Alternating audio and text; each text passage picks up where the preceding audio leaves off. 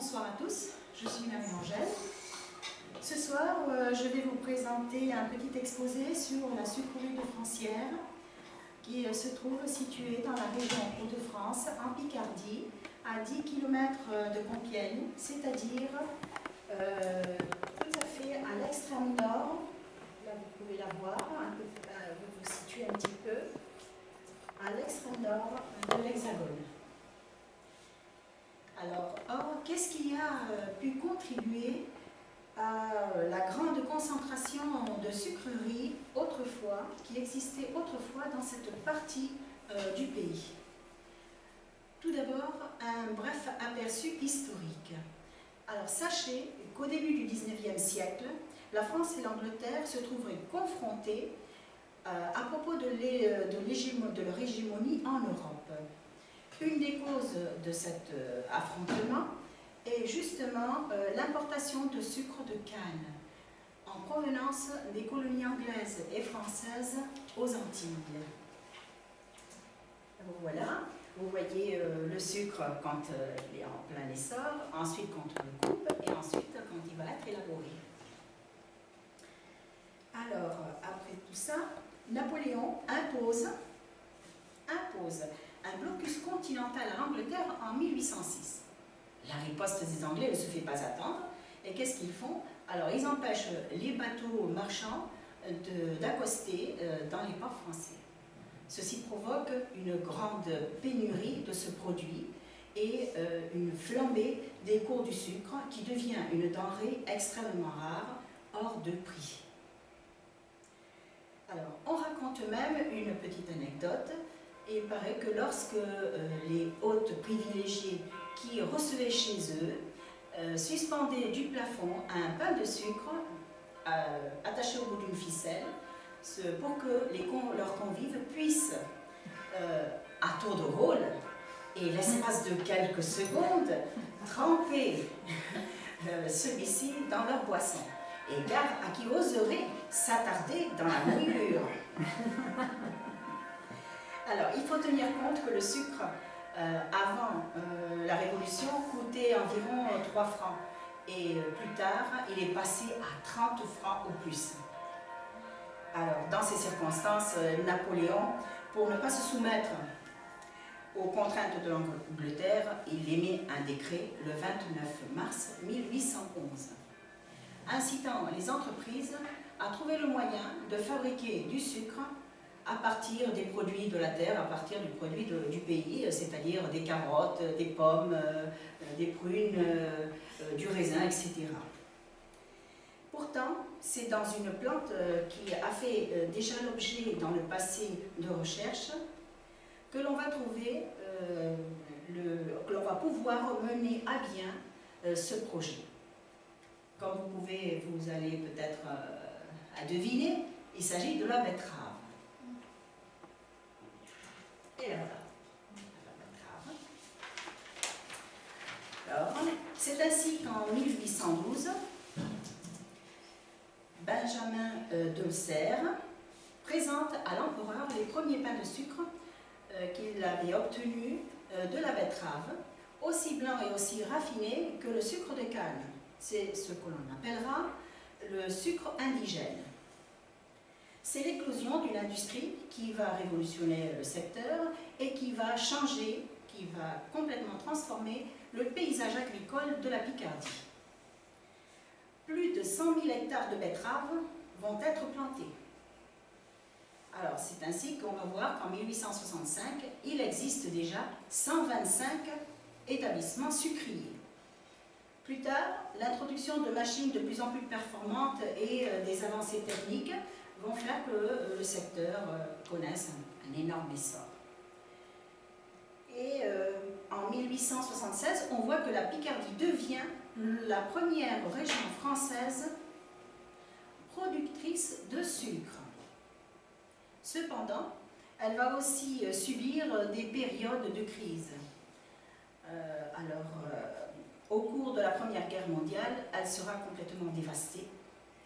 Et après le conflit, il va falloir reconstruire aussi bien les fermes, les voies, les transports, et même remettre en état les sols qui sont jonchés de bombes. La Deuxième Guerre mondiale cause à nouveau la débâcle. Et au fil des années suivantes, les sucreries qui jusque-là étaient une question, une activité familiale, disparaissent petit à petit au profit de quelques grands groupes. Actuellement, le secteur se réorganise autour de la fabrication d'éthanol servant de carburant aux automobiles. Malgré tout, l'avenir ne se présente pas, il ne s'avère pas en très bonne situation. Pourquoi? Très incertain, vu que l'on veut imposer cette histoire de voiture électrique que vous connaissez. La sucrerie de Francières a connu le même sort que toutes les autres. Elle a fonctionné de 1829 à 1969, en passant par divers propriétaires, dont le dernier en date s'appelle Jean-Pierre Bricot. Il a fait de cette usine, qu'il a trouvée dans un état lamentable, saccagé, délabré, il a quand même réussi à en faire un lieu parfait, que l'on appelle un lieu de mémoire de l'industrie sucrière. Avec l'aide d'anciens employés et de membres bénévoles, il va reprendre la situation en main en transformant l'édifice en un centre d'interprétation de l'industrie sucrière et des industries agro-ressources. Après de successives... je vais vous la présenter, parce que peut-être que vous ne la savez pas. Vous voyez, on prend le sucre, vous voyez, on voit le sucre brun, le sucre blanc, et puis en petits morceaux, et en état plus brut, là-bas, vous voyez le petit machin qui brille un peu plus, là, là c'est ça. Après de successives restaurations, de différents bâtiments tels que l'ancienne école, que vous voyez là, la chapelle, ou bien même ce qu'on appelle également le laboratoire, en ce moment, on y organise des expositions permanentes et des ateliers où l'on fait découvrir aux visiteurs les différents sucres, leur texture et leur goût. C'est l'occasion de pouvoir participer d'une façon pratique à la création du sucre, de bonbons et de caramels que l'on déguste sur place. L'usine abrite également des concerts, des pièces de théâtre et des activités destinées aux enfants et aux adultes dans le but de leur faire comprendre le processus de fabrication de cette substance qui détient une saveur si douce et agréable. Dans cette élaboration, seule la betterave Beta vulgaris altissime est retenue. Les autres variétés,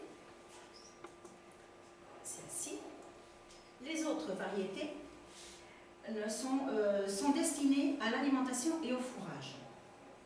On adore à tel point en Picardie que les Picards disent qu'ils sont nés d'une betterave et non d'un chou comme le reste des Français. Elles se récoltent à la fin septembre, elles sont lavées et elles sont découpées en fines lamelles que l'on appelle des cossettes et qui sont brassées pour libérer un jus sucré, c'est le sucre en réalité. Ensuite, on passe à ce qu'on appelle l'épuration.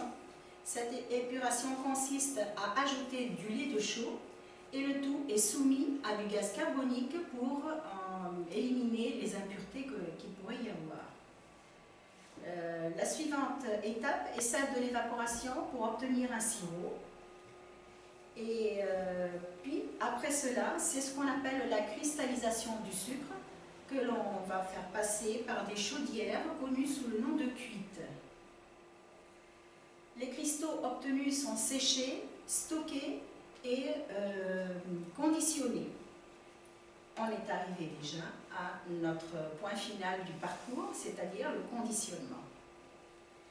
Ainsi, grâce à toutes ces initiatives, notre belle endormie a ressurgi et a trouvé sa nouvelle vocation, c'est-à-dire se transformer de patrimoine familial en patrimoine national.